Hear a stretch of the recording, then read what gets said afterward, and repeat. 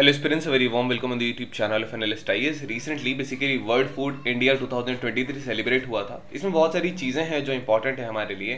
So we start with today's topic. So जो second edition है mega food event का world food India 2023 का, इसको इनॉग्रेट किया गया था प्राइम मिनिस्टर ने, और ये हुआ है भारत मंडपम प्रगति मैदान न्यू दिल्ली पर।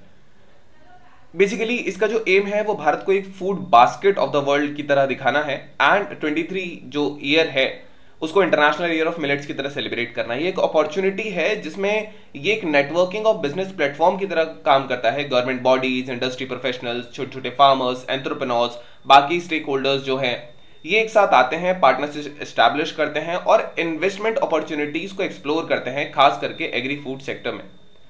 ये जो इवेंट है लगभग इसमें 48 सेशंस थे जो होस्ट हुए थे और फोकस था वो अलग अलग एस्पेक्ट्स पर था। फूड प्रोसेसिंग इंडस्ट्री पे, फाइनेंशियल एम्पावरमेंट पे, क्वालिटी एश्योरेंस पर एंड इनोवेशन मशीनरी पे।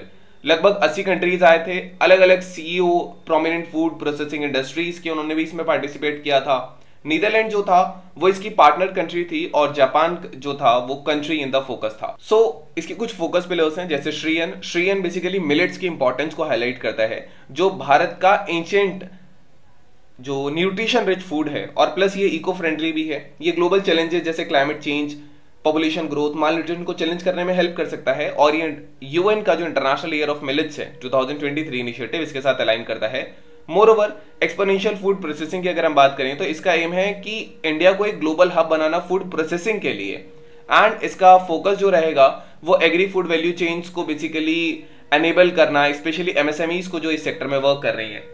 स्ट्रैटेजिक सेगमेंट्स हैं ये डाइवर्स सब सेक्टर्स जो इससे रिलेटेड हैं, जैसे कि फूड प्रोसेसिंग इंडस्ट्री के अलावा जो इस चीज से रिलेटेड हैं वो है हमारे डेयरी फार्मिंग हो गया, मैराइन प्रोडक्ट्स हो गया, फिशेस हो गया एंड मीट पोल्ट्री हो गया, फूड की पैकेजिंग हो गई, डेयरी प्रोडक्ट्स हो गए। तो स्ट्रैटेजिक सेगमेंट्स उन पर फोकस रखता है और उसका एम्फेसाइज होता है प्रोडक्शन पे, कंजप्शन पे, एक्सपोर्ट्स पे और वैल्यू एडिशन पे, इन सेगमेंट्स पे। एफिशिएंट इकोसिस्टम बने, ये बेसिकली एफिशिएंट इंक्लूसिव इकोसिस्टम की बात करता है जिसमें बैरियर्स रिमूव करने होते हैं, जैसे कोऑर्डिनेटेड फ्रेमवर्क्स हो, नॉलेज शेयरिंग हो, और ये 100% एफडीआई बेसिकली इस फील्ड में कहता है, फूड प्रोसेसिंग फील्ड में 100% एफडीआई हो ताकि जो फॉरेन डायरेक्ट इन्वेस्टमेंट है इसमें वो ज्यादा बढ़ सके। और moreover ease of doing business index को भी एनहेंस करने में हेल्प करता है। सस्टेनेबल डेवलपमेंट की बात करता है, सस्टेनेबल टेक्नोलॉजी जैसे कि रिन्यूएबल एनर्जी सोर्सेज है, इको फ्रेंडली एग्रीकल्चर है, फूड प्रोसेसिंग प्रैक्टिसेस है, इनको प्रमोट करना, एंड ये ग्लोबल शिफ्ट दिखाता है एक ज्यादा सस्टेनेबल फ्यूचर की ओर भारत को ले जाते हुए। The thing is Indian food processing industry क्या है, तो इन्वेस्टमेंट की बात करेंगे तो इंडिया फूड प्रोसेसिंग सेक्टर ने एफडीआई जो अट्रैक्ट किया है वो लगभग 50,000 करोड़ से ज्यादा है लास्ट 9 ईयर्स में। एक्सपोर्ट्स की बात करें तो एक्सपोर्ट्स में लगभग इंडिया का जो एक्सपोर्ट्स है वो ग्रो हुआ है। 2013 में it was around 13%, now it's 23% in 2023। Government initiatives हैं, सीड कैपिटल लगभग 1.25 लाख सेल्फ हेल्प ग्रुप्स हैं लास्ट 9 ईयर्स में हुए। गवर्नमेंट के प्रोजेक्ट्स इनिशिएटिव लगभग 32 लाख फार्मर्स को हेल्प करते हैं एंड 9.75 लाख डायरेक्ट और इनडायरेक्ट एम्प्लॉयमेंट अपॉर्चुनिटीज बनाते हैं। इंडिया की जो फूड प्रोसेसिंग कैपेसिटी है ये 12 लाख मेट्रिक टन से बढ़कर 2 lakh metric ton 200 lakh metric ton हो चुकी है in the past 9 years. And if will talk about the gross value food processing sector की, तो ये 1.34 लाख करोड़ था अराउंड 2014-15 में, ये लगभग 2 लाख करोड़ हो चुका है 21-22 में। So you have some important data here. So this is how it is. Next thing is I hope you have seen the mascot that was on the very first page of this chapter, this video. So इसकी importance क्या है? सबसे पहला women empowerment में help करता है। भारत में 9 करोड़ से ज्यादा महिलाएं ऐसी हैं जो कि सेल्फ हेल्प ग्रुप से जुड़ी हुई हैं जो कि इन फूड प्रोसेसिंग सेक्टर्स के साथ काम करता है। तो ये जो है ये वुमेन को लिवलीहुड भी देता है और उनको एम्पावर भी करता है। That is why it is very important. Rural development में इसका काफी ज्यादा रोल है क्योंकि मेजॉरिटी जो फूड प्रोसेसिंग इंडस्ट्रीज होते हैं ये रूरल एरियाज में ही कंस्ट्रक्टेड हैं, तो उनका ग्रोथ होगा तो इनका ग्रोथ होगा। फर्दर फार्मर की जो इनकम है वो इंक्रीज करने में ये हेल्प करेगा। जो रॉ एग्रीकल्चर गुड्स होते हैं ये ज्यादा इनकम नहीं लेके आते फार्मर के लिए, लेकिन यही अगर इनको कन्वर्ट कर लिया जाए, इसको प्रोसेस फूड में अगर फार्मर ही कन्वर्ट कर सकेगा तो उनकी इनकम को जनरेट करने में हेल्प करेगा।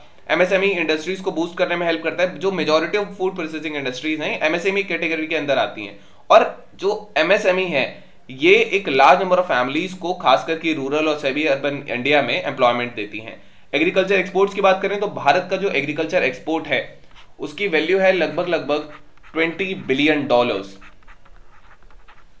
इतना एक्सपोर्ट भारत करता है, तो ये नंबर लाइकली बढ़ सकता है। एम्प्लॉयमेंट जनरेशन में हेल्प करता है। मेगा फूड पार्क जो होते हैं वो लाखों जॉब्स बनाते हैं, बहुत सारी एम्प्लॉयमेंट अपॉर्चुनिटीज देते हैं इंडिया के एग्रीकल्चर सेक्टर में, और पोटेंशियल है कि वो रूरल प्रॉब्लम्स को कर्व करने में हेल्प करेंगे। 60% से ज्यादा जो लोग हैं जो एमएसएमई ओन करते हैं, ये बिलोंग करते हैं SC, ST, OBC कम्युनिटीज को। तो इनका एम्पावरमेंट मतलब इन कम्युनिटीज का एम्पावरमेंट।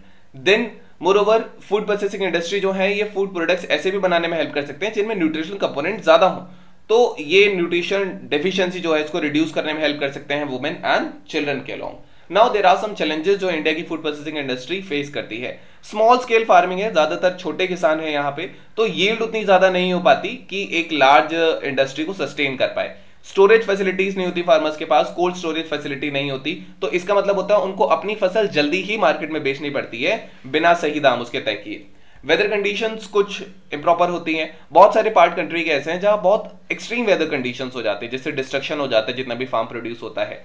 देन इंडस्ट्रियल सेटअप की बात करेंगे तो जो लार्ज फूड प्रोसेसिंग इंडस्ट्रीज हैं ये स्पेसिफिक एरियाज में कंसंट्रेटेड है, और कोई प्रॉपर ट्रांसपोर्ट फैसिलिटी भी नहीं है कि इनको फील्ड से फैक्ट्री तक मूव किया जा सके। ये एक प्रॉब्लम है। नॉन मैकेनाइज्ड फार्मिंग है। इंडिया में आज भी प्रिमिटिव एग्रीकल्चर प्रैक्टिसेस होती हैं जिसकी वजह से लो प्रोडक्टिविटी है और लो हार्वेस्टिंग है। So these are the challenges associated with it.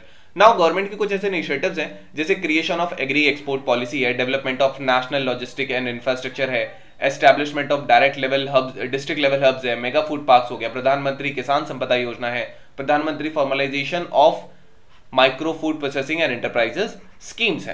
Now we have our today's film select this question. The question says, among the following, which one is the largest producer of rice in the world in the last 5 years? China, India, Myanmar or Vietnam? You can type the answer in the comment section. The later if it's correct or not. Then we have our today's main practice question, and the question says, what are the challenges with the Indian food processing industry?